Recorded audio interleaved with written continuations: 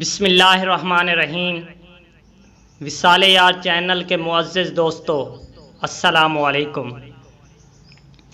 ایک شخص ایک ولی اللہ کے پاس آیا اور عرض کی، اے ولی اللہ، مجھے کچھ ایسا بتائیں جس سے اللہ میری زندگی میں میرے لیے مدد فرمائے۔ تو اس ولی اللہ نے کہا، اللہ تعالیٰ نے کس شخص کی مدد کرنا اپنے ذمے لے لیا، کسی نوجوان کو اس مدد کا حقدار بننے کے لیے کیا کرنا چاہیے۔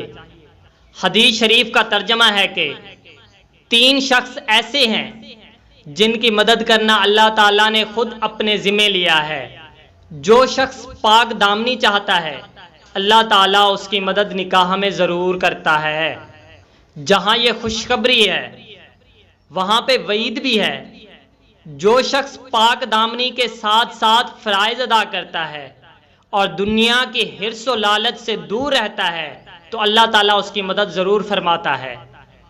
لیکن اگر کوئی شخص فرائض بھی ادا کرتا ہے اور نیکوکار ہے لیکن وہ دنیا کے کسی شکنجے میں آ جائے تو پھر اللہ تعالیٰ اس کی کیسے مدد کرے گا؟ اللہ تعالیٰ فرماتا ہے، ایک تیری چاہت ہے اور ایک میری چاہت ہے، تو وہ کر جو میری چاہت ہے تو میں وہ پوری کر دوں گا جو تیری چاہت ہے۔ میرے دوستو، اس ویڈیو کے بنانے کا مطلب اور مقصد یہ ہے کہ ہم اپنی خواہشات، اپنی چاہتوں کے پیچھے ہمہ وقت ہر وقت دن رات لگے رہتے ہیں لیکن ہمیں کامیابی نہیں ملتی۔